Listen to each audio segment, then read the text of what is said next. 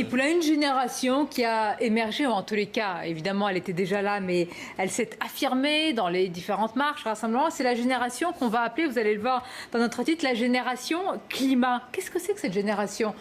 On voit que les plus jeunes d'entre nous ont voté pour Europe Écologie Les Verts en Allemagne, ailleurs, une véritable poussée. Alors, est-ce que pour vous, c'est un effet d'aubaine parce que les Européennes profitent aux Verts, ou est-ce que c'est un mouvement durablement qui s'enracine, Laurence Marchand-Taillade? C'est un mouvement qui s'enracine, mais il faut savoir bien regarder les choses. C'est-à-dire que quand on regarde les intentions de vote qui étaient émises avant les élections, il y avait des priorités. Immigration, pouvoir d'achat et écologie. En l'occurrence, c'est l'ordre dans lequel sont arrivées les listes qui avaient un discours particulier. Donc là, il ne faut pas tellement s'étonner, c'est que finalement les gens ont été au plus simple. Pour voter écologie, ils ont considéré qu'il fallait voter pour la liste qui se prétendait être une liste écologique. Sauf que l'ensemble des partis, finalement, avaient un discours écologique. Là où je suis plutôt inquiète, c'est qu'en réalité, cette liste n'est pas qu'une liste écologique, c'est une liste aussi qui se prétend aujourd'hui être la liste de rassemblement de la gauche. Donc la question, c'est de savoir, en tout cas ça a été le discours de Yannick Jadot, qui a appelé au rassemblement de la gauche. Pas vraiment, pourquoi? Sur un certain nombre de points, on peut considérer qu'ils sont à gauche, voire très à gauche. Donc sur le plan économique, en tout cas, c'est leur cas.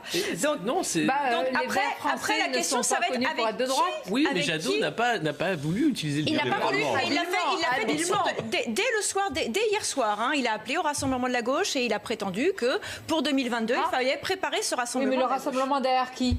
Derrière lui, j'imagine. Oui. Voilà. C'est pratique. Oui, donc ça change tout. Ça change tout. Oui, parce que évidemment 12%, quand on voit les miettes qui restent pour les autres formations de gauche, on peut dire que oui, les Verts, mais les Verts sont assez flexibles. On va voir, parce que c'est le seul parti européen depuis le début. C'est-à-dire que c'est un parti qui s'est construit par l'élection européenne de 79 et puis par la suite. Mais ils ont cette vision européenne que n'ont pas ou qu'ont eu du mal à avoir les autres partis. Donc ils savent très bien qu'au Parlement européen, ce sera un jeu d'alliance qui fera qu'ils pourront avoir des sièges de pouvoir. Et c'est le fait d'avoir autant d'élus qui va permettre de reconstruire les Verts en France, puisque aujourd'hui ils étaient... Écoutez, Nasser, il faut quand même regarder ce qui se passe en France. Moi, je regarde ce qui se passe sur le plan local, dans les mairies qui sont gérées par Europe Écologie Les Verts. La politique qu'ils mènent, c'est loin d'être une politique de droite, je suis désolée, mais c'est une politique à gauche, qui est plutôt communautariste et qui correspond plutôt à une idéologie qui serait proche de Jean-Luc Mélenchon que de Emmanuel Macron. Donc pour moi, Europe Écologie Les Verts, c'est un parti qui est très à gauche, qui est plutôt, comme diraient certains tweetos, façon pastèque, c'est-à-dire que c'est vert dehors et très rouge à l'intérieur. Donc voilà, il faut quand même savoir regarder. C'est Jean-Luc Benamias qui a un vert historique qui disait il y a 50 nuances de vert.